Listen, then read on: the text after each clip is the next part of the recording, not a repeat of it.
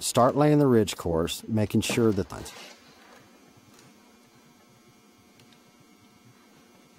and fasten it to the ridge board.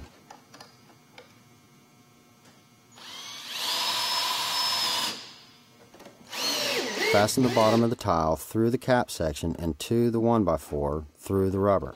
It's acceptable to screw fastening the nose. The rubber under the tile will stop water from backing up onto the screws.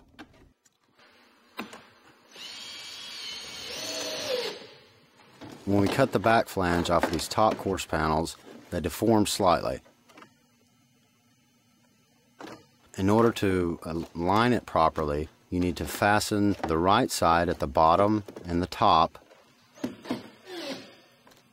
and then bow the center of the tile up so that the left side will align.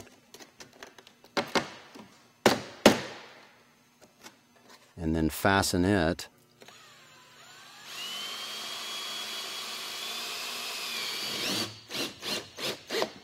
after both sides are fastened. You can force the center of the tile back down. It will act like an accordion and go back into the shape it originally was. I used the back of my hammer to keep from damaging the stone coating where the tile is going to be exposed, and then apply the screws to the nose.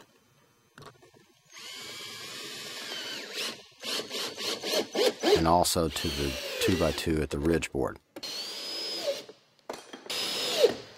Now flatten the excess of the cut over the 2x2 at the ridge to keep from interfering with the ridge cap.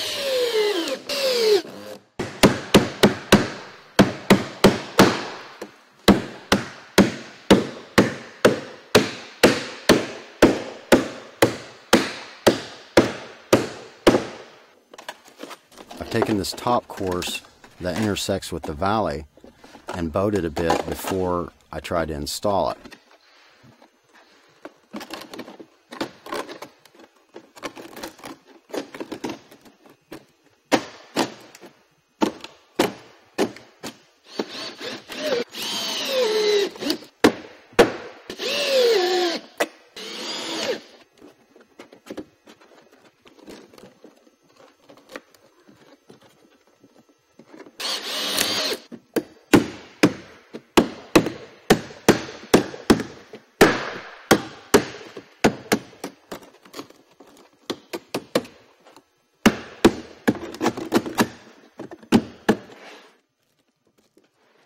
Okay, here's a little spot where I put a dent in the cap section when I was installing the valley cuts.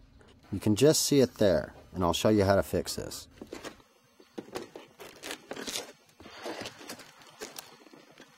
I need to remove the fasteners from the nose and lift up the front of the tile and pop out the dent.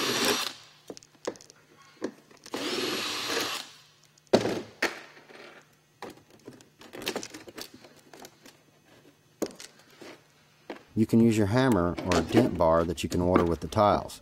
If there's a lot of dents in the roof, a dent bar will make this job easier. If you take care to step only in the pan sections of the tile, there'll be fewer dents to repair.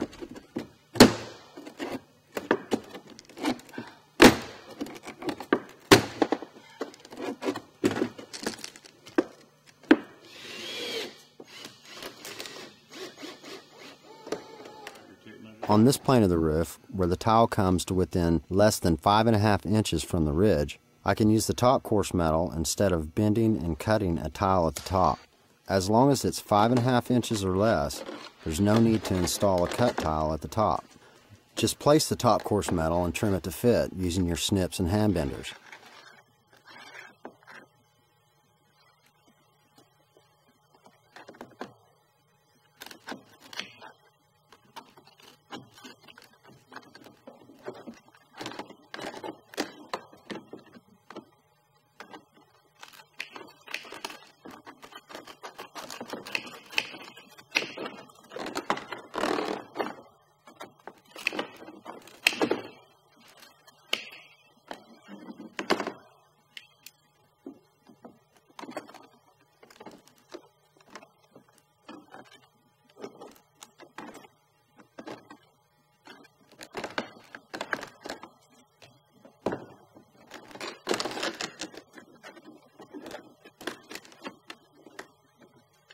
As you can see, this is much easier to install than a cut tile.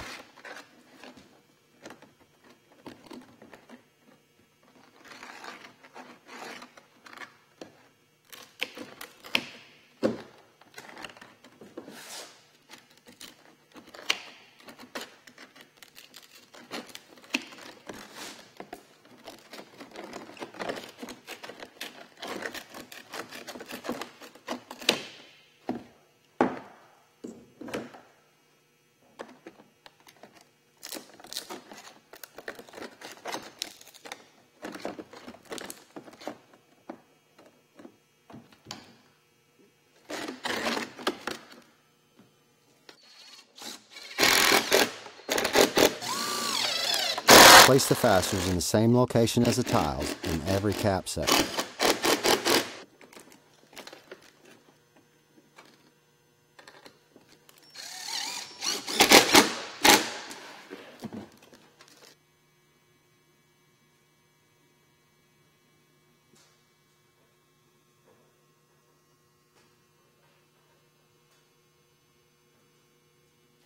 When you tie in a flat roof, you'll need to install a 1x4 batten at the bottom of the slope. If possible, install the flat roof material up and over the 1x4 so that the water can't wash back under the 1x4 and get to the fasteners. This is a common place for a leak.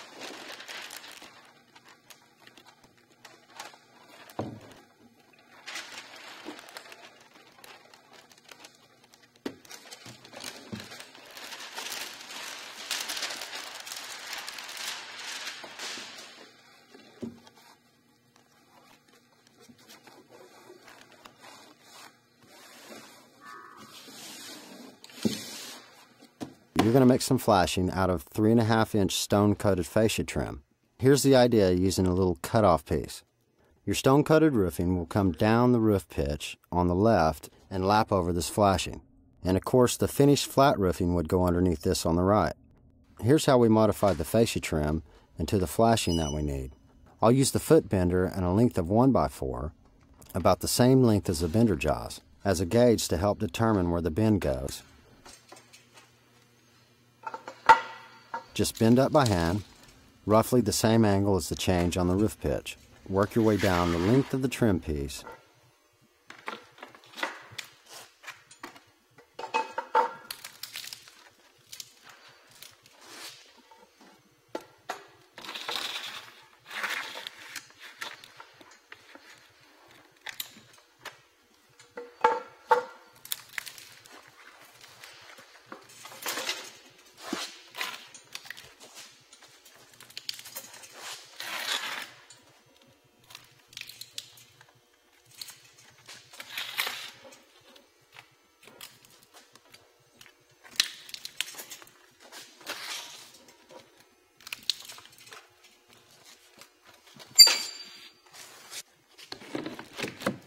This trim gets nailed into the top side of the 1x4 and does not get fastened into the flat section of the roof.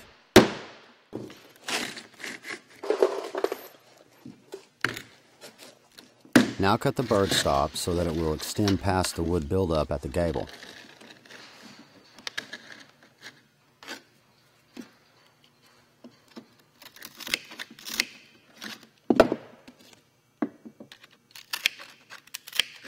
I'm notching it around the 2x2 here. Bird stock keeps a lot more than just birds out from under the tiles. It also limits insects and wind-driven water. The bird stop's locator lip goes over the fascia metal, and you fasten it down with 2.5-inch screws behind each cap section.